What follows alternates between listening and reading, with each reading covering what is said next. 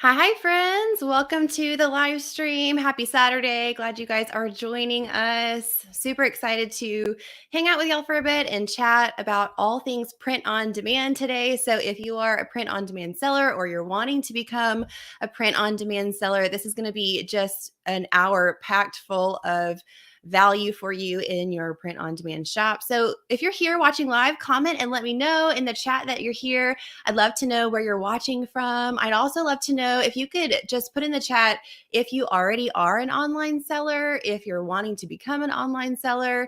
And if you already are an online seller, where do you sell? Do you have your own website with Shopify or a different platform? Do you sell on a marketplace like Etsy or eBay or Amazon? I'd love to know where you sell and what type of products you sell if you are a product-based business. So go ahead and let me know if you're here watching. I'm super excited today because like I mentioned, we're doing all things print on demand today. And so if you are not familiar with print on demand is an amazing way to make passive income. I know these days we're all looking for different ideas for how to work from home, how to start an online business from home that we can do amidst our other, things in life, whether we have kids or whether we have activities we're wanting to do. Working from home just allows so much freedom and flexibility, not only with your finances, but with your time. So we're looking for ways to make passive income. And there really are ways to truly make passive income, and print on demand is one of those ways. So I'm excited to talk all about how we can make passive income today with a print on demand or a drop shipping business model. So I see some people joining. Hey, Michelle. She says she sells home decor on Amazon. Awesome. Hey, Christina from the UK. Awesome. Let's see. Wanting to start online selling. Great. Hey, Laura from Ohio. We got Orlando. Awesome. Okay, well, continue letting me know if you are joining, where you're joining from. I'd love to know where you're watching from and if you are an online seller or not yet. This is going to be super beginner friendly. So we're going to talk all about what to do if you haven't even started yet. So I'm very excited to have a guest expert on today. So some of you may know, I've told some of you about this really special guest expert. If you are in my VIP student group, you know who we're having on today because I actually asked several of you to respond with questions for him today. So he is not only a print on demand expert, but also an apparel business expert. And so I'm going to be asking him all things print on demand, all of your questions. If you are in that VIP student group, I'm going to be asking him those questions that you guys sent in on the group. And he's also going to be taking some live questions as well if we have time at the end. So if you're joining and you didn't know about this ahead of time, it's totally okay. You can go ahead and put, if you have any questions relating to selling online with apparel business or print on demand or drop shipping, you can go ahead and put those in the chat. And at the end, I'm going to be kind of compiling those and handing those over to him to answer. So if you have a question, just put 4 question marks. That's what I like to ask people to do. So it helps me as I'm looking through the comments to be able to tell which ones are actually questions for him to answer. So go ahead and put 4 question marks in front of your question so I can kind of navigate through the comments a little more easily. We have Philippines. Hey, Ann. So glad you're here. We got Toronto, Chicago. All right, awesome. We got Alaska. Wow, I've always wanted to visit Alaska. Okay, well, welcome everyone. So without further ado, I'm going to introduce our guest speaker for today. So you may have heard of him if you've seen his YouTube channel. He has an awesome YouTube channel. Our guest expert for today is Kerry Egeler. So I'm going to show you his channel. This is his YouTube channel. He has so many great videos all about print on demand, all about having an online apparel business, how to do drop shipping, how to get started if you are a beginner. He talks about the different print on demand companies. So I actually found Carrie when I was searching for some print on demand information on YouTube, and just right off the bat loved his channel. You can see how he just has tons of videos on here. So much good information. I would love if you guys would hop over there and subscribe to his channel because trust me, you will not regret it. He is always coming out with awesome, valuable information for print on demand sellers. Don't forget to turn on your little notification bell as well next to the subscribe button. That will alert you when he has a new video out. But he is so knowledgeable about all things print on demand. So I'm excited to have him on today. He's also super fun. So I got to know him a little bit as I was joining his challenge that he has done before for his students. And the whole challenge, at least the parts that I was part of, were just super fun, super high energy. So I love how he teaches, and his teaching style is just really, really fun and exciting. So I think that was pretty much all I wanted to say before I bring him on. Don't forget to comment if you have a question for him. I'm going to take those live questions at the end. But anyway, let's go ahead and bring him onto the stream here. What's up, Hey, Kate? Carrie, how are you? Hey, I'm doing great. How are you? Good. So glad you could join us today. Thank you so much for having me on. I hope everyone is going to hop over and subscribe to your channel. It's just packed full of so much great information. But if you could just tell us real quick a little bit about yourself, who you are and what you do and kind of how you got started. Yeah. Well, again, thank you so much for having me on. Like, it's my honor. And I think we should take a second and celebrate you because you just passed 100,000 subscribers on YouTube. That is insane. Yeah, you guys got to give it up for Kate. That is awesome. Crazy. But anyways, my name's Carrie. So I'm from Tulsa, Oklahoma. And I've been married for 10 years this year. I'm a dad of two. I have a 6-year-old son and a 4-year-old daughter. And I got started in print on demand about 5.5 years ago or so. I didn't really mean to get into print on demand. I wanted to sell t-shirts and was like, well, I should probably do it on the internet.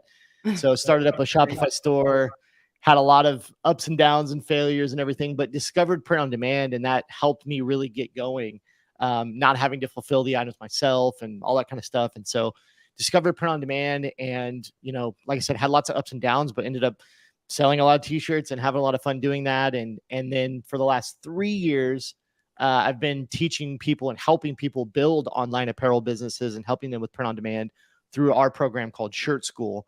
And so that's a little bit about my journey. That's awesome. Yeah, super exciting. So did you feel like when you first got started, I'm just curious, did you feel like you knew what you were doing, or were you kind of just like jumping in and like learning as you go kind of thing? Yeah, no, I had no idea what I was doing. I dropped out of college. I do not have any kind of degree. I have no business knowledge, or I had no business knowledge. Didn't know anything about marketing. Didn't know about print on demand. I mean, I like the definition of taking imperfect action, which is kind of like my motto. I just jumped in. I was like, well, I think Shopify is where you can build a store. And I had a mentor who was into Facebook ads. And so he was like, here's how you do your first Facebook ad. And so I put $5 in and hope for the best. And Right. It just learned as I go. Like it was a lot of fun. Yeah, for sure. So I'm curious, like what originally drew you to the print on demand kind of, or the t-shirt apparel world? Yeah, that's an interesting question. I'm not 100% sure like why I really got into t-shirts. I love t-shirts and I just think they're super cool because the reason I like t-shirts is because I think a lot of times we're trying to find products to sell on the internet, and it's like you have to find the product, and sometimes that's hard to like source products, or if you want to develop a product, that can feel very hard. But t-shirts are so accessible and so easy to get t-shirts. And then what's cool about them is that you can put anything on the t-shirt and it can speak to so many different markets, right? You can speak to hundreds or thousands of different markets.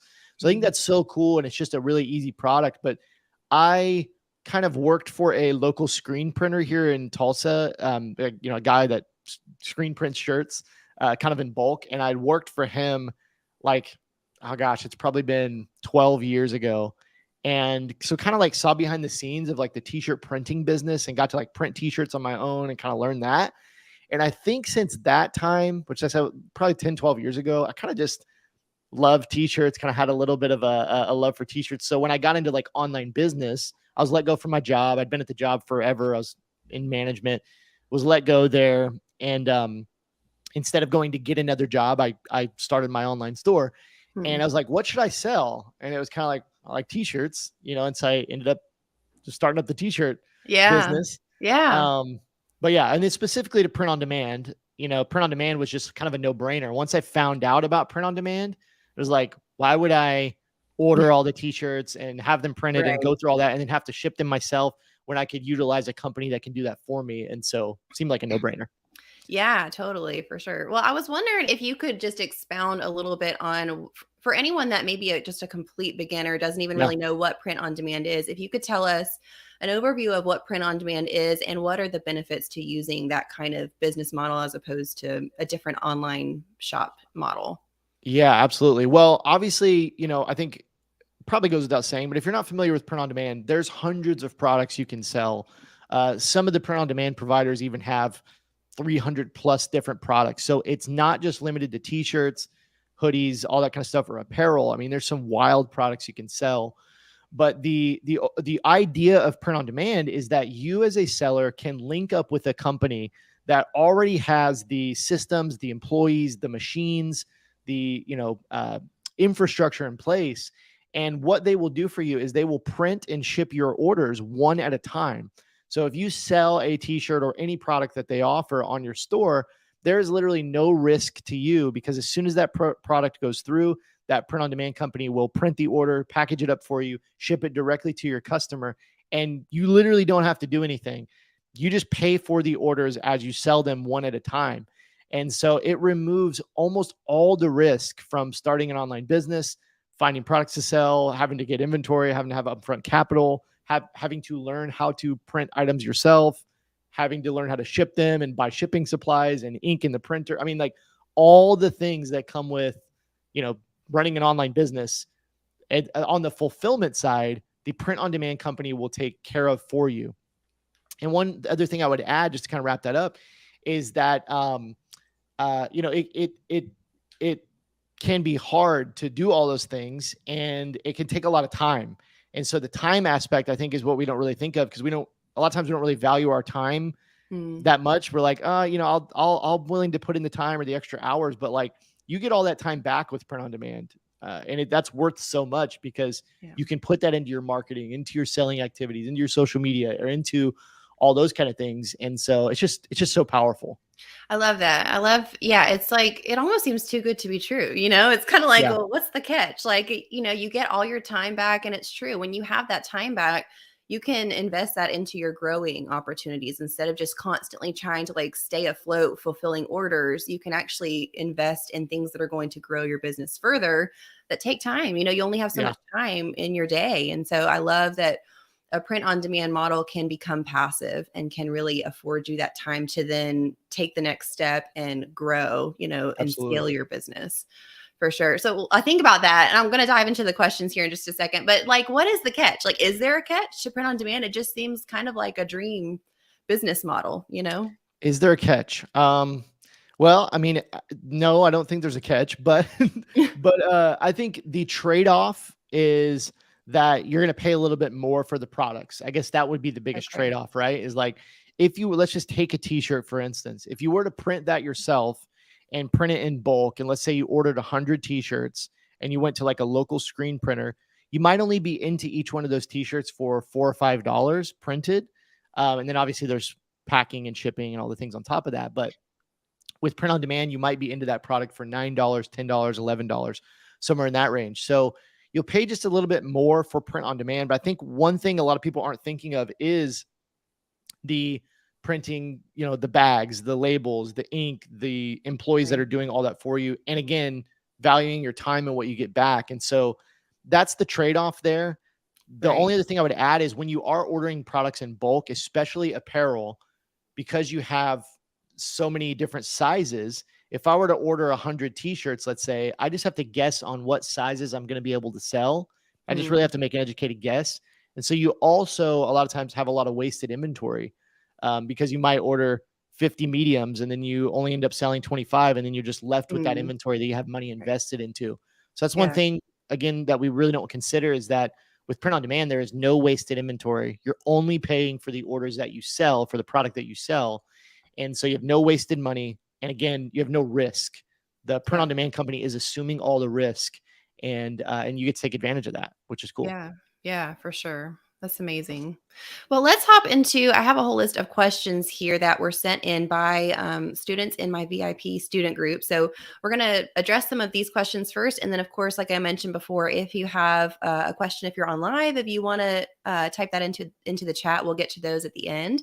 But let's go ahead and dive into some of these. So the first one, Carrie, was someone was asking if you can sell bundles with a print on demand service. And if so, how would you set it up to be able to like sell a bundle? This person said, I would like to sell 2 or 3 of one type of item with coordinating designs together in one listing. So I think they're specifically talking about Etsy here. Most of the students I have in my group are Etsy sellers. So you can speak to if that's different on Shopify, which I know is something you're really familiar with. But like if they want to sell 2 or 3 different items as a bundle, can they do that with a print on demand service? And would they need to, she mentioned like, do I need to turn off automatic fulfillment and just manually fulfill that? Or is that something that can be automatically set up? And then how does that also affect shipping, like shipping them all together as a bundle?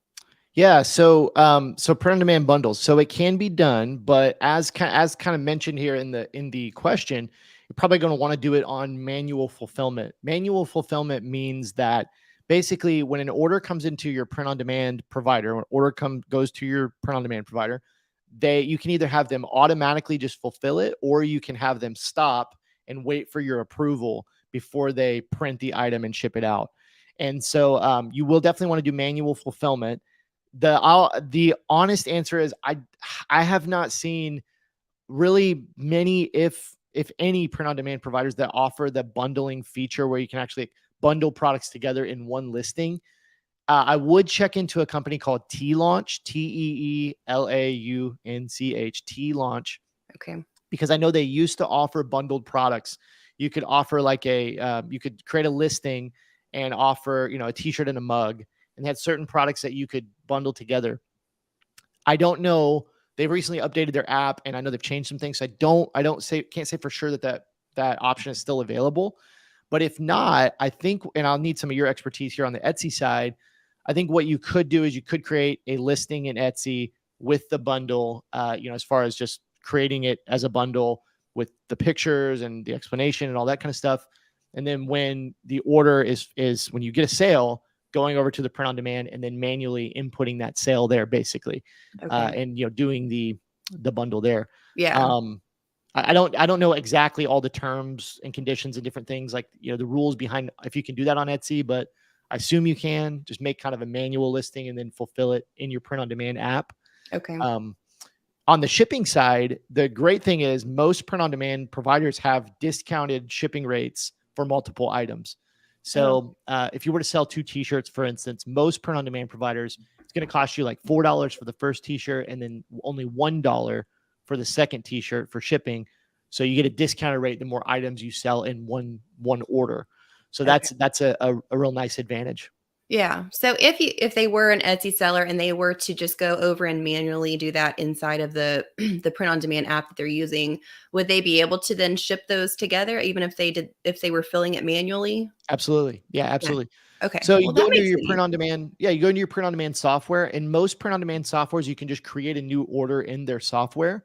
And so you could go in there, input the customer's information, put in the products from your product catalog, and then just fulfill that order. And so Yeah. it's pretty easy. It's a little more manual. Obviously, it's going to take a little more time. Right. So really, in my opinion, it kind of depends on how many orders you're getting each day. If you're getting 100 orders a day, it's going to be a lot to fulfill manually. You may need a VA, or you may need to kind of, figure out maybe a better solution. But for anybody who's doing, I would say anything under 30, 40 orders a day, like spending just maybe an hour each day fulfilling those is not too much work. Yeah. Yeah. That doesn't seem like it'd be too bad. At least there's a way to do that if you're wanting to bundle. The next one is asking about like if you have several different, for those who don't really who are new to the print on demand world, basically the general idea is that you're choosing a print on demand provider or a supplier that you're going to partner with for this, right? So there are different ones. We've heard of Printful, Printify, Awkward Styles, I know is the one that you love, Carrie. There's a lot of different ones. So this person's asking, can you use more than one print on demand company within the same store? So if they have an Etsy shop or a Shopify store, can they actually like use a couple different providers and link that up somehow with more than one? Yeah, this is a really common question. You absolutely can. I would say that the number one reason for needing multiple print on demand providers is if one of those print on demand companies does not have the products that you want. So let's say that you pick one like Awkward Styles, for instance, and you're doing t-shirts and different apparel items, but then you say, oh, I really want to add canvas art. Well, they have canvas art, but like shower curtains, for instance. I want to add custom printed shower curtains. Well, now I need to go to Printful, and add Printful so I can get those shower curtains. And so that's generally the reason why people would want to do that. And you can absolutely use multiple print on demand providers. The only thing you want to be aware of that I always just caution people to be aware of with multiple print on demand providers is the shipping cost. Because if somebody does buy multiple items, you're not going to get the discounted shipping like you would get with one print on demand provider. You'll have higher shipping costs because you might be paying $4 or $5 for each if the customer were to order, 2 items. So one from each print on demand provider. So that's the big thing to look out for there. Okay. Yeah, that makes sense. That seems pretty straightforward. Yeah. What about customization? If you're using print on demand, how can you offer customized orders, to your shoppers? And if so, how do you set that up to fulfill a custom listing? Yeah, great question. This kind of goes similar to what we talked about with bundles, pretty similar. So if you have a Shopify store, a little bit different. If you have a Shopify store, a lot of print on demand providers offer personalization. And when you're setting up the product with your print on demand provider, you can simply turn on personalization, and that will allow your customers to personalize it in your Shopify store. And a lot of print on demand apps will also they will even generate a mock-up on the spot in the Shopify store and show like what the text looks like on the, cool. they'll be able to see it right there. Yeah. Now, over on Etsy, and you might be able to help me out here, but I know they have a personalization option when you're setting up the listing. You can turn on personalization down at the bottom. What you'd want to do on Etsy, I believe, is, again, set your print on demand app to manual fulfillment. And when you turn on personalization in Etsy, when you get an order, that's going to go over to your print on demand app. And at that point, you'll want to basically switch out the text you need to switch out in the art, if on Canva or Photoshop or whatever you're using, and then upload that to the order and then fulfill the order. So it's a little bit more manual, similar to bundles, but when each order comes in, you're just going to want to upload the correct art with the personalization on it, fulfill the order in your print on demand app, and you're good to go. Right. Okay. So if you're offering that with your print on demand supplier, that would automatically like sync up with your shop so that if, say it's on Etsy and you have that personalization, the order comes through, you're seeing what the buyer typed in with in the personalization box, and then you would need to go in and fill that inside of your print on demand app. Is that correct? Yeah. So you're going to, when you get that personalized order in Etsy, you're going to look at the text, and whatever the personalized text is, probably going to have to go to Canva or wherever you're designing at, put in that custom text, and then take that design, excuse me, go over to your print on demand app and upload that art and fulfill the order there. Okay. Yeah. Okay. Yeah. That makes sense. So do most print on demand providers like offer that? Are there any that don't offer a custom option? Yeah, I would say it's probably, most print on demand providers that I've seen do not offer personalization. Oh, okay. There are some that do. The only thing I'd be aware of is there was recently a big upgrade to the Shopify system, and so some of the print on demand providers dropped the personalization option.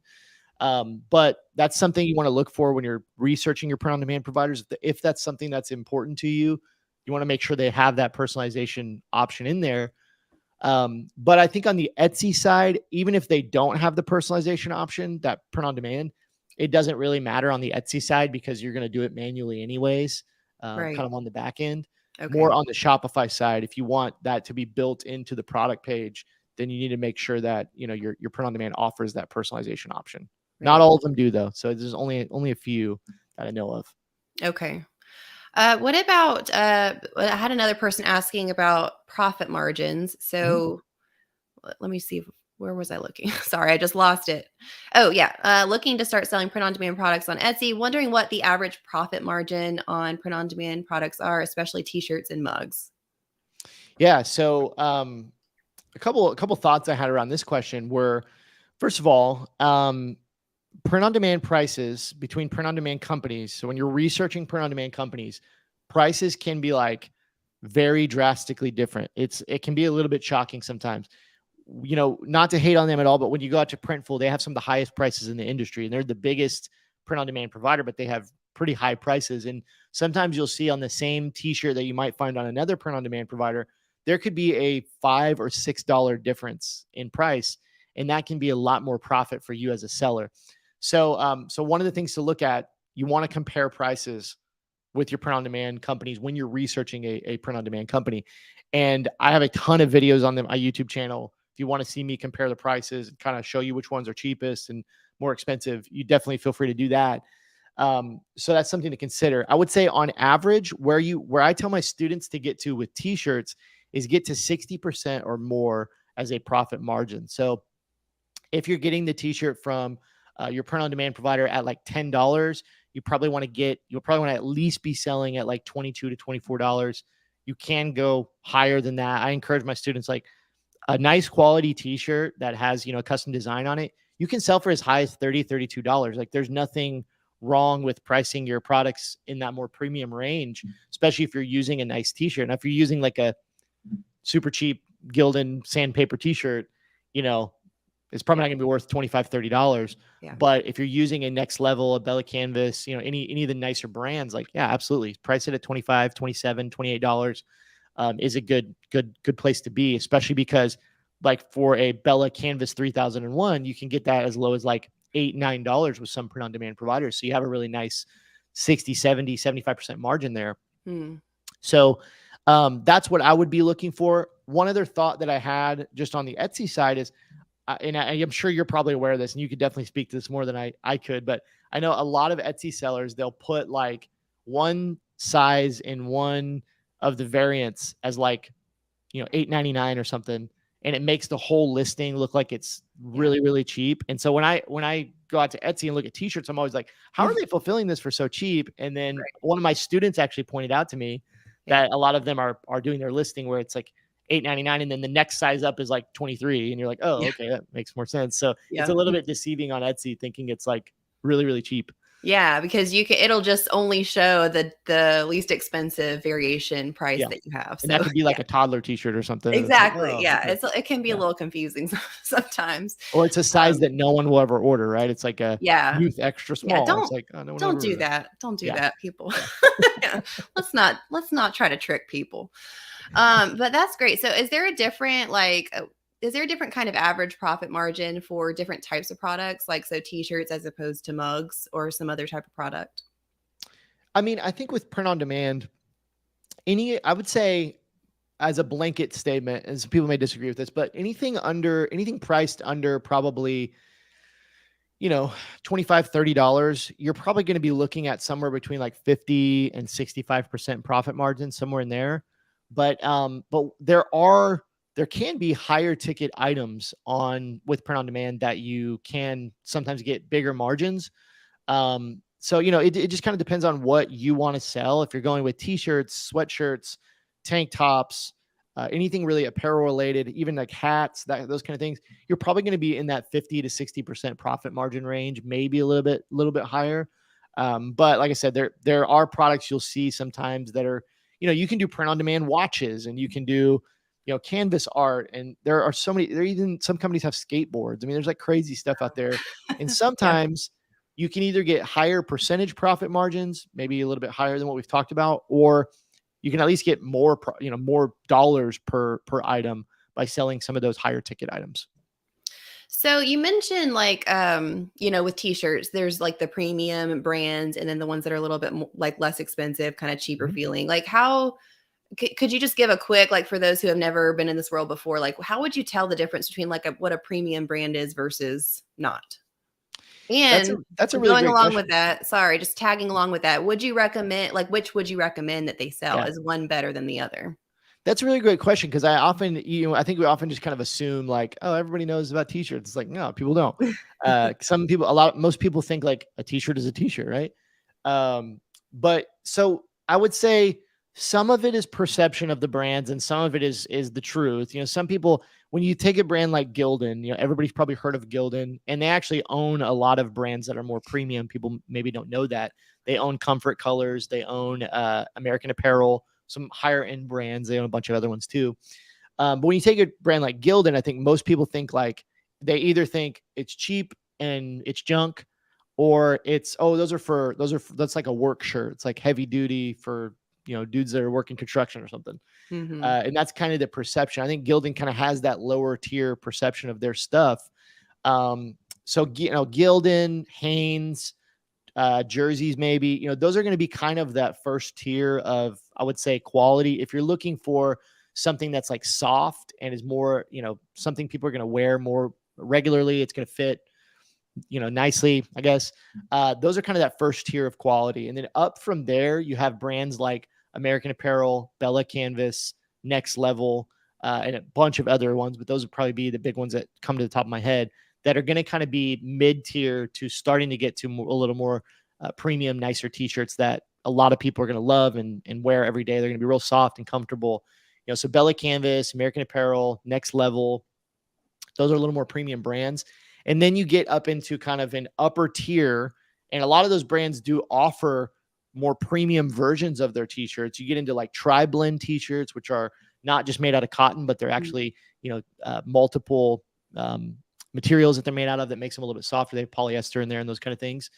So you get to tri-blend, and you get to some brands like Alternative Apparel and Champion, and some different brands like that. Comfort Colors is up there. So it is hard to know. And if you're just looking on the internet, there's not like I can't really give you a ton of pointers to be like, oh, this t-shirt is better than this t-shirt, because a lot of it also comes down to the cotton quality. It's like you can have a Gildan t-shirt, a Gildan 2000, let's say, that's 100% cotton, but then you have a Next Level that's 100% cotton. Mm-hmm. And it's the difference in the quality of cotton. One's going to feel like sandpaper, and one's going to feel like one of the softest t-shirts you've ever worn. It's really where they're sourcing their cotton, how they're manufacturing the t-shirt, that makes it, a lot softer. So it's a little difficult to know. That's where I think YouTube channels like ours and resources like that really come in handy to learn what is better and what is worse. For sure. So do you feel like there's a lot of, free information out there that people could search if they wanted to find out which one to go with? They weren't really sure. I think there was a question here kind of related to that of like, how do you find what the product quality is like? Mm-hmm. And I think that's probably the best way is by going out and searching the specific t-shirt model that you're wanting to, learn about, and getting some information from YouTube, people on YouTube or forums and blogs. That's probably the best way to kind of get a feel for it if you're not wanting to order the products yourself and actually invest the money to see what that quality is like. Right. So there was two questions here. One kind of going along with that, which was asking, can you, like, if you wanted to like touch and feel these different ones yourself to just see what the quality is like in real life and touch it yourself, can you order samples or swatches of some sort from these different suppliers before making a decision? And then I'm just going to kind of like group that with the more general question of how do you find the right print-on-demand supplier? There's so many out there. Talked about price point, which you can research, but what else do you look into when you're trying to decide what the right print-on-demand supplier would be for you? And then like, can you test out or order samples and things before you actually make that decision? Yeah, well, it's a great question. I'll try not to take the rest of the stream to answer that. No, you're fine. You're good. This is a big question. So yeah. The first thing I would say about the quality and ordering swatches and that kind of things, two things. So number one is, like we mentioned, go out on YouTube, search the specific model. So let's say, Gildan Soft Style 64,000. That's a Gildan Soft Style t-shirt.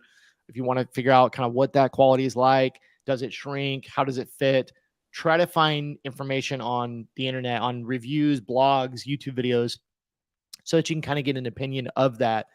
That would be the first thing. The second tip I would give you is, I would say it's about 50-50. Some print-on-demand providers will give you a credit up front to order samples.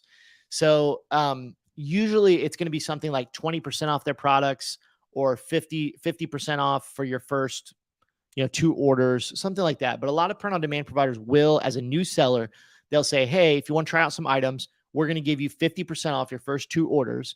And you can order up to $100 worth of merch or something like that. They'll give you some kind of stipulations.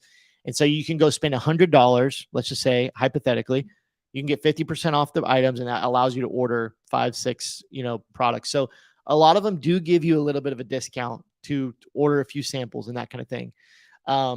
So that is something that's available out there. So that's just kind of addressing the quality. I'm going to keep going on, Go for it. How to find the right print-on-demand provider. I actually just filmed this video, I think 2 days ago. Hasn't come out yet, but I just filmed this video. I'm like, what should you look out for when you are trying to find the right print on demand provider? And I think there's 5 categories that I had there to do your research on that you want to pay attention to when you're picking a print on demand provider. Number 1 and number 2 are price and quality. So, what products do you want to sell and what are they priced at with various print on demand providers? There are I think there's 379 print on demand companies that I know of that I've seen. So like there's a lot of print on demand companies. So looking at some of the top ones or some of the ones that you're considering, looking at price and looking at price and kind of comparing that price, finding which one's going to fit. You don't always want the cheapest one, right? I've worked with some of the super duper cheap print on demand providers and it was like, oh my gosh, their print quality is garbage, right? But they have the cheapest price. So it's not the only thing you need to look out for. Price is number 1, finding a good place where you can get enough margin. Number 2 would be the quality. So doing your research with YouTube videos, blogs, that kind of thing, possibly ordering some samples yourself to see what their print quality is going to look like is number 2. Number 3, product selection. So you want to make sure, if you can, that you pick a print on demand provider that you can grow with. If you can just stick to one print on demand provider, that's a better option than having a bunch. So picking a print on demand provider that's going to have the products that you're going to want to sell in the future, even if you don't want to sell them now, is a good idea. So product selection. Number 4 would be their app, their actual software. One thing that goes underrated, kind of we don't really think about is like, do they have easy to use software? Because I've reviewed on my YouTube channel, I have like, I don't know how many, 20, 30 different reviews of different print on demand companies. And I've seen some really bad apps that I could not even figure out how to use. And I was sitting there thinking like, how do they have customers? Because these apps, I don't even know how to like put a design on a product and create the product. So making sure they have an easy to use app, and most print on demand providers are free. They don't cost anything. Like 95% of them are free.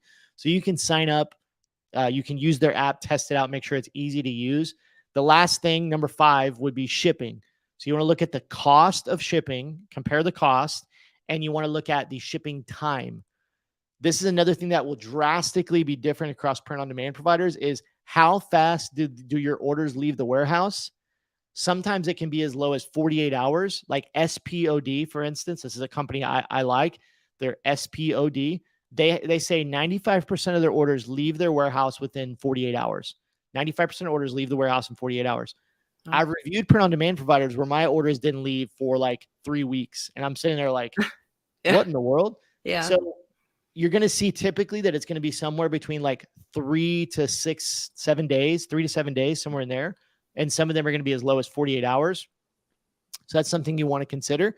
And then tagging on to that, just looking at their shipping costs, because that's going to be fairly close across print on demand providers. It's going to be somewhere like for a t-shirt, for instance, it's going to be somewhere between like $4 and $5.50, somewhere in that range to ship out a t-shirt.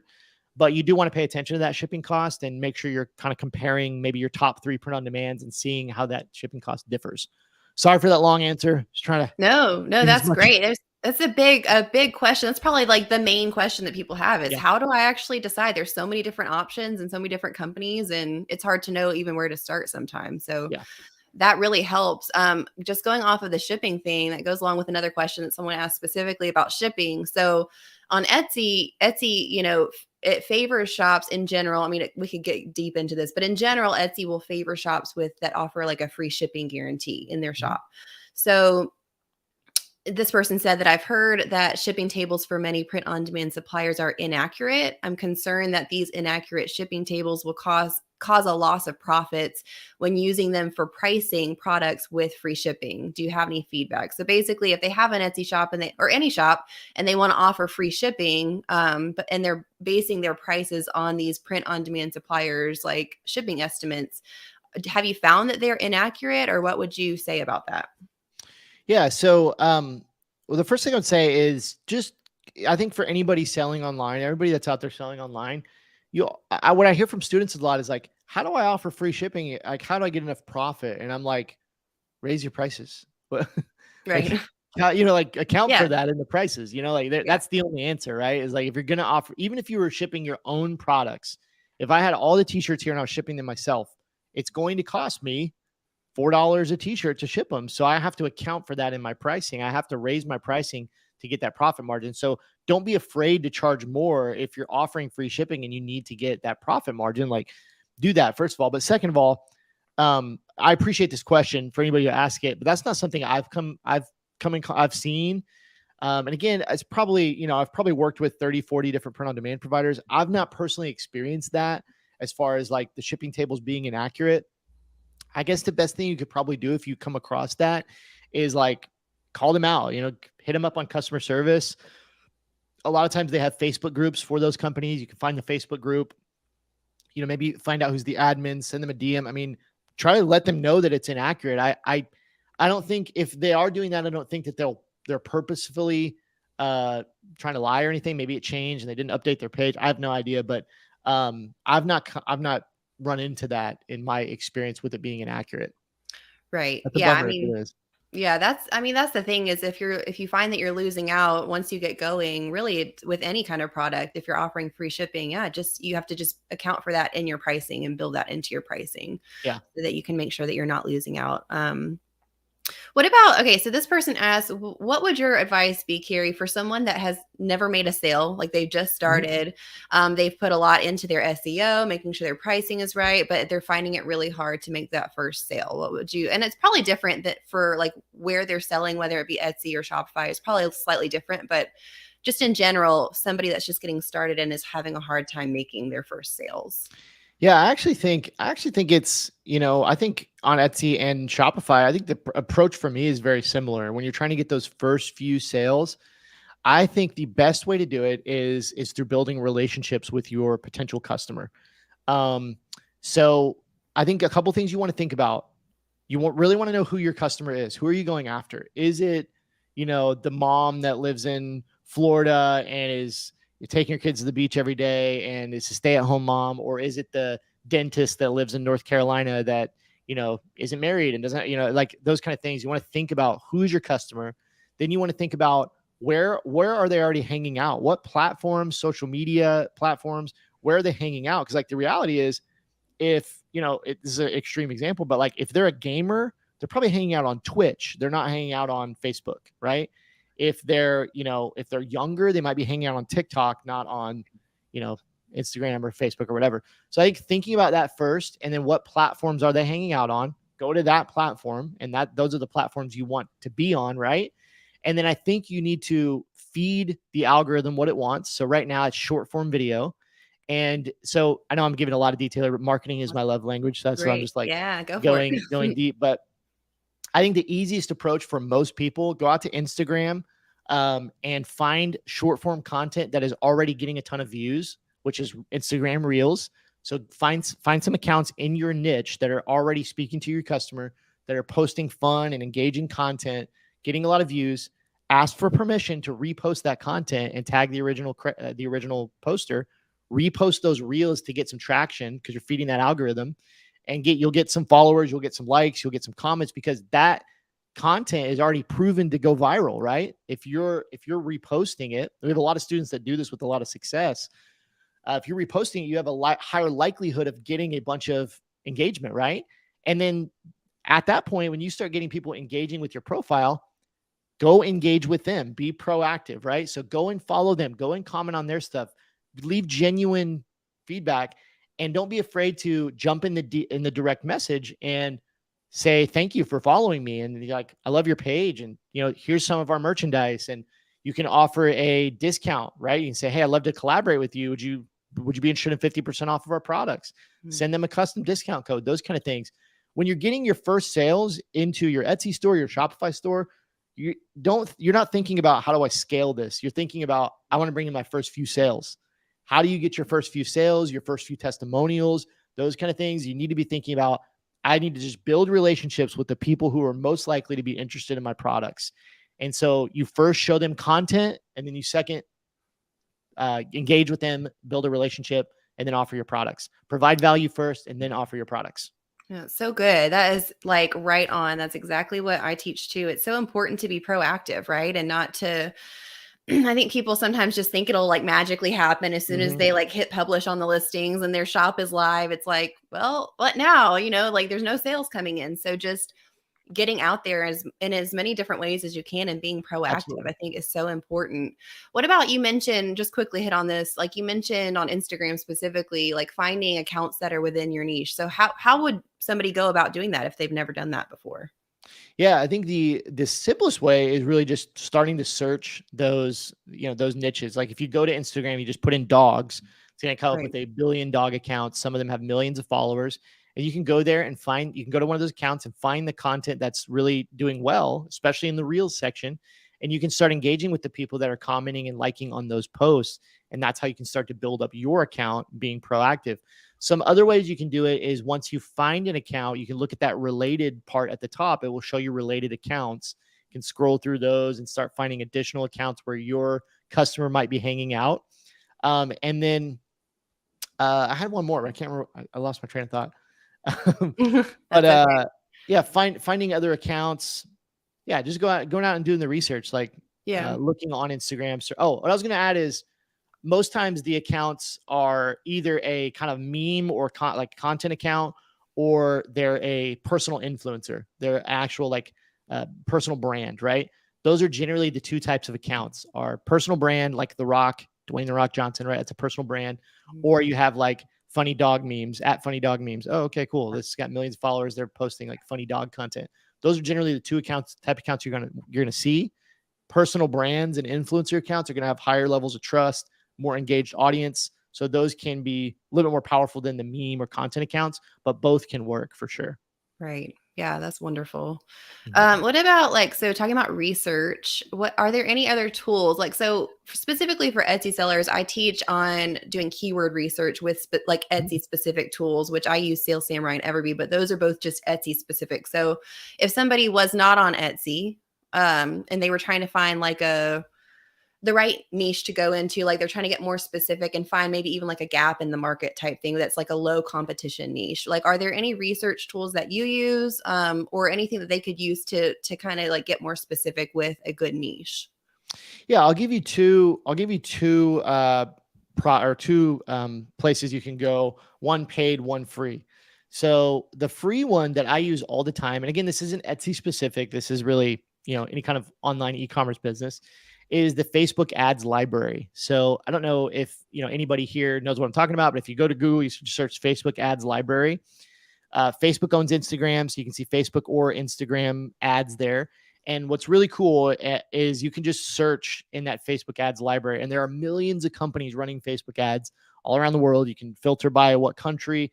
You can start to put in some of those keywords, like things related to your niche, those kind of things, and you can see what ads people are running, what products are actually selling. You can see how long the ad has been running. You can see what the engagement is like, right? You can see those things to kind of identify products that, might be selling, might not be selling, those kind of things. That's a really, really great tool. I use it pretty much on a daily basis, because another way you can use that is you can actually go to if you have competitors, you have other companies that are selling in the same niche, and you can see what they're doing, right? You can spy on them through that Facebook ads library if they're running Facebook ads. So that's a really, really cool tool. The other tool that I love and is awesome is called Profit Busters. Just like it sounds, Profit Busters, kind of like Mythbusters, Profit Busters. And it's my friend Ron. It's a smaller software that he started maybe a year or two ago, and it is super cool. And it can help. It's for Etsy or non-Etsy, because he actually posts Etsy products in there. But what the software is it's a paid software, and it literally just every single day it shows you what designs and print on demand products are selling right now. So you sign up for Profit Busters, you go in there, and every single day, I think he adds 6 new products that are selling in the market right now. 3 of those are Etsy, and then 3 of those are like Shopify, or just they have their own website. And so you can see exactly what niches, what kind of designs are like selling right now on social media. All of them are being sold with ads, all those kind of things. The only thing I would add to that, Kate, is, I think there's an advantage to finding. I think there's an advantage to low competitiveness, but also higher competitiveness, right? Like there's an advantage to both. There's a side that's like, you can go out and if you find designs that are already selling in the market, right? That's a sign that there's demand for it and people want it. And so oftentimes you can make a lot of money with that niche if that's a hot niche, right? On the other side, if it's low competitiveness, that could be a sign that there's not demand for it, or it could be a sign that it's an opportunity. And so that can be tough. So I think there's an advantage to both. I think you don't always want to find the low competitive niches because that might mean people don't want it, right? So if you can shave off just a little tiny portion of a really big market, you can have a lot of success, right? So yeah. That's something that it's like the ongoing question is like, do we focus on low competition or like high search volume? And like, that's always the thing. And really, because it's getting more and more saturated, it's harder to find those gaps in the market where you have the combination of both. So then it's like, well, which one is more important to focus on? And I agree completely. Like, I think it's great if you can find, if you stumble across this like amazing gap in the market, that's the combination of both. But generally, you're not going to find that. So I would always focus on what's selling well. Like, what do you see that's really flying off the shelves? What's currently in demand, high search volume, and go with that. One super cool tip I would give very, very quickly. Yeah. Combine the niches together onto a design. It's a huge right. just tip, right? Everybody's seen it. Everybody's seen, the different niches on one, but that's a huge way to just stand out. Combine niches together. And sometimes that will create kind of a gap in the market where somebody who's interested in both things can get that on one t-shirt or one design or one product. That can be a huge opportunity. Yeah, that's great because that's appealing to like a very specific type of person. You're getting super specific. Can you give an example if people are like, what does that mean? An example of combining those? Yeah. So the one that pops in my head, which I guess it's Halloween related, so I guess it makes sense. It's just totally random, but it was like zombies and horses, and the design was like I'd push a zombie out of the way for you or something, and it's like a picture of their horse, or it's like love for horses, but it was like, that one was. But it had elements of both combined, right? So if you were like into Halloween or horror movies or zombies, but you're also loved horses, that seems so specific. But with the power of the internet, we have access to millions and millions and millions, hundreds of millions of people, even just here in the US. And so like, you might think it's a weird niche, but there's likely thousands, hundreds of thousands of people that are also interested in that. I think the other like common one is you always see like coffee or wine combined with something else. So I love a good book and a glass of wine, right? Like something like that is like, I love drinking wine and reading a book, or I love drinking coffee and whatever, sewing, or, like those kind of things. And so like combining those together onto one t-shirt or one bag or one mug, that can be a really powerful tip. I love that. That is really great. Good value. So wondering one last question here, and then I'll hop over and take some of the live questions. I'm just going to read this one out. It's kind of long. This person wrote, I've taken this time as an opportunity to grow my designs and figure out the finalizing and uploading side of things. However, I'm feeling overwhelmed and quite unorganized as I keep thinking of new design ideas. I end up interrupting myself to create the design immediately in fear of losing a potential best-selling idea. Therefore, my question is, how many designs for each category should I focus on starting out? And what is the most efficient process you would suggest, from designing to mockups to uploading to SEO to shop integration to publishing and the organization behind all of this? I find myself all over the place and have made many folders in Canva as well as on my PC in an attempt to be organized. I just want to get started on the right foot and could use some guidance and advice on the most structurally efficient Canva to Etsy process. So this could be, and I can speak a little bit to the Etsy side of that, but in general, what would you say to that? Yeah, again, I love to hear your feedback on this, and thank you so much for this question. I know that was a very thought through question. Like there's a lot to it, and that sounds like something you're dealing with. So, but a couple tips I would say is, I think what I recommend to my students, first of all, when you're just starting out, is like, just start with a few products. Like, just start with a few products, just get going, take that in perfect action. I'm not sure here specifically to this person, if they're trying to sell in like a million different niches and they're just always thinking of ideas. And I personally, I don't know that I'm one of those people, but a lot of people like you just wake up in the middle of the night thinking about, you're just creative and you're just thinking about all these ideas, and that's amazing. But I think if you can focus on one niche, if you can focus on, one kind of specific lane to stay in, you can have a lot more success because you'll get really good at connecting with those people and finding those designs and what speaks to them the longer you do it. And so I think that's kind of the right approach. As far as just another thing I would add is, as far as being like consistent or not feeling overwhelmed each day, I would encourage you guys, like a lot of people starting out in this business, they have a full-time job, they maybe have kids. I mean, you don't have like a ton of time to devote to this. I think you need to set aside a certain amount of time each day and just stick to that. Like, that's how I find that I can be consistent, is like, I'm going to spend 1 hour a day on my designs. And that's it. That's all that I'm going to spend. And each day I'm going to do that hour. And if, whatever I can get done in that hour, I'm going to get done, but I'm going to do it each day and I'm going to be consistent, as opposed to, hey, I got a little bit of spare time here, I'm going to knock out 3 hours, but then the next day I'm not going to do anything and all that kind of stuff. It's like, the more consistent you can be with your content, your marketing, new designs, those kind of things, you'll have so much more success, and it will, your audience will appreciate it too, when you can be consistent with those kind of things. So those would be I guess, some of my tips. I'd love to hear Yeah, your for thoughts. sure. Yeah, I think that I totally agree. I think it can be really overwhelming when you have so many ideas and it's hard to narrow it down. But really, the key when you're getting started to not being overwhelmed is just choosing something, right? So you could have like 10 different amazing bestseller ideas, but if you don't choose one to focus on and really get through like the nitty gritty process of like the creation of it and actually working on it, then you stay in sort of the idea phase. And yeah, you may have 10 great ideas for bestsellers, but none of them will actually ever be in front of anyone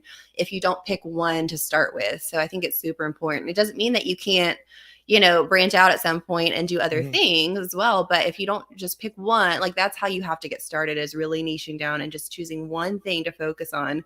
And I agree, you don't have to have hundreds and hundreds of listings in your shop when you first start. I think it's important to maybe have like, for Etsy specifically, I always say like maybe 12 to 15 listings so that you have sort of a full looking like first page of your Etsy shop. You don't want it to look like you just have like 2 or 3 listings, but at the same time, don't feel like you have to create hundreds of products and stuff before you can list and like publicly launch your shop, because that's not necessary either. So I started with 3 t-shirts on my Shopify store. 3. Yeah, exactly. So sales. you can have success with a small amount of listings for sure. And that's, again, like a question that always comes up. People have different opinions on that. Some people think you do need to have hundreds and hundreds of things that you're selling to like get more visibility. But I have never operated that way. I do see the logic of like, the more things you have listed, the more chances you have to be discovered. I see the logic of that. But I don't think that it's worth like overwhelming yourself in the beginning trying to like just pump out a ton of different things. So yeah, I totally something agree. you love. If you do something you love, if you focus on something that you like, you just love to do yourself, like a niche that you're interested in, right? Yeah. Like, that's going to help you get out of bed in the morning and be motivated to work on that thing. If you're just chasing the money and you're just like, well, cats are trending this week, so I'm going to do a cat t-shirt. I just don't know that there's much fulfillment for me in that. Like, I want to work on stuff that I really, really love. And the amazing thing about 2022 and the internet is like, you can make money doing anything. You can make money doing so many things. And so when it comes to print on demand, Etsy, handmade items, e-commerce, like, you can build a business around something you love. Like, and it's real. It's like, we've done it. And that's what's amazing, is like, me and you right here, just like regular people from, random parts of the US, just doing awesome stuff. So true. It's so true. I love that. Do you have time, Carrie, to take a couple live questions? I know we're running a little long here. I'll just take a couple of these real quick. We're running long because I just went on forever. Like, oh no, this has been awesome. So much great information. I know this is going to be super helpful.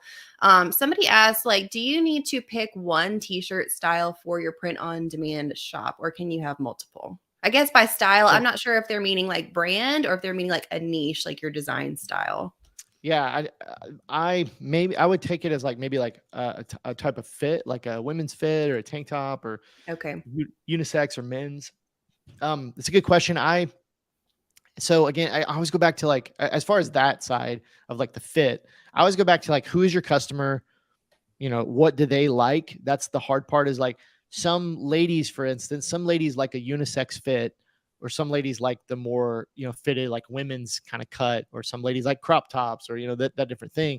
It really depends on, who your customer is. What I found in my experience is that most of the time, if you're serving men and women with your with your apparel items, a nice unisex t-shirt is usually a good option for both, generally. But again, it depends. If you're really female focused, you're probably going to want to have some different women's style t-shirts.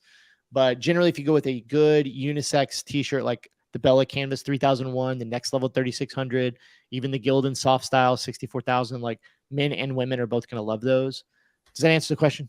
Yeah, I think so. So that's what you would recommend, is mostly trying to appeal to more than one just specific type of person with what you're really offering. depends on who you think your customer is going to be. You know what I mean? That's what's tough, is like, if you're trying to sell to both, probably go with a unisex t-shirt, a nice unisex t-shirt. If you're just going to women, you might need multiple styles, or it kind of depends. So you really need to figure out first who your target customer is, who you're going to be trying to That's appeal the biggest thing. Yeah. What about your favorite print-on-demand company? Yeah, so there's a lot of really great print-on-demand companies that I love, and over the years, like, just use so many of them. So currently, I really love Awkward Styles. I've partnered up with them, and they've just been an awesome partner. So they're called Awkward Styles, just like it sounds. Awkward Styles, funny name. But I do really like Awkward Styles, and they love Etsy. They have a great Etsy integration. They connect with both Shopify and Etsy, along with like WooCommerce. Really good pricing, really competitive pricing, good product selection, and really great quality. Like, their quality has been awesome. So Awkward Styles is a really good option. A few other ones to look at. SPOD, I've always been a fan of. I mentioned T-Launch earlier, which is a solid print-on-demand provider. And, there's a ton out there. Yeah. There's a ton of companies. Do most of those integrate with both Etsy and Shopify? Most of them do. Yeah, I think that's becoming more common. As I mentioned earlier, I think there's 300 plus print-on-demand providers, somewhere around there. And many of them will not integrate with Etsy, but usually the big ones do. So I know for sure T-Launch does, Awkward Styles will. The big ones like Printify and Printful, those will connect up with Etsy, and more are kind of expanding out to Etsy every single day. So seeing that more and more. Awesome. Let's take maybe one more of these. We have one that says, how are returns handled for shirts or mugs that a customer may not be happy with in regards to the print-on-demand company? Do you absorb the cost, or just don't offer returns and possibly end up with a bad review? Okay, so one of the huge advantages about print-on-demand is, if anything is basically on the fault of the print-on-demand provider, they're going to take care of it for you. So that's usually anything related to, if the wrong product is sent out, it's bad quality, or like the wrong design is sent out, any of those things. The print is not up to par, or whatever. They send the wrong size, or they send the wrong color, or anything like that. The print-on-demand provider will take care of that for you. They'll take care of the cost. You don't have to absorb that cost. The only thing you're going to be responsible for is anything like, if the customer just has like buyer's remorse, if they're just like, I thought I needed a small, but I actually needed a medium, or whatever. That's going to be up to you how you want to handle that. And that would be a situation where you could either, offer to send them a new shirt from your print on demand, a new product, at no cost, or however you want to do that. Or you could say, hey, it was on you. You ordered the wrong size. That's up to you how you want to handle it. Generally, I've done like a 14-day return policy, just to provide additional customer service. So like, if, a customer does order the wrong product, or they got the wrong size or whatever, I'll have them send it back. I'll take care of the shipping, and I'll order a new one from the print on demand. But specifically, how do you handle returns? The customer is always going to communicate with you as the business. They're going to come to you because they're really not even going to know your print on demand, right? They're just going to think it's your product, and you're printing the t-shirts. So they're going to come to you, and then you'll contact the print on demand usually through email, and just say, hey, we had an issue. Can you guys take care of this? They'll resend out the order, and you're good to go. It's pretty simple. Yeah, that seems pretty streamlined. Yeah. Okay, so So I'm just trying to make sure I get it right here. So if they have an issue, they're going to be contacting you, and then you're the one that would contact the print on demand company. And basically at that point, the print on demand company, if it was something that was their fault, will then handle it, whether it be resending another item or something like that. Is that correct? Yeah. They're just going to create a new order and ship it right out to your Yeah. customer. Okay. If it was something that was like, again, buyer's remorse, the customer wants to just return it, exchange it. You're just going to have to decide what your policy is, whatever your shop policy is, and how you want to Yeah. handle that. Like I said, I Yeah. generally do 14 days. If the customer is just like, I decided I didn't want this, I just want to return it, I'm like, well, you got to pay return shipping at least. I'll refund your Yeah. money, but you got to pay at least pay return shipping. So it depends Right. on how you Right. want to handle it. Yeah, that makes sense completely. Awesome. Well, I think that is all the time we have for taking live questions. So thank you so much, Carrie. That was just packed full of value. Thank you so much. It's going to be super helpful. But everyone watching, don't leave yet, because Carrie has graciously offered us a free gift for everyone that is watching. So Carrie, will you tell us about what you are offering as this free gift for everyone watching, and then also maybe a little bit about why it would be useful to them? Yeah. So as Kate has mentioned a few times, like I mainly focus on Shopify and print on demand and apparel and that kind of thing. And so our program and our students and kind of our community, they're building out their own Shopify stores, and we love Etsy. We think it's such a great opportunity. But I have a free cheat sheet, and it's basically 13 steps. It's kind of a checklist, a guide that you can go through if you're wanting to build out a Shopify store. So if you're wanting to build a Shopify store and connect up to print on demand and everything, this cheat sheet just kind of gives you that checklist of like, oh, I need to do this. I need to set up shipping. I need to customize my theme. I need to pick some fonts and some colors, those kind of different things, create my products.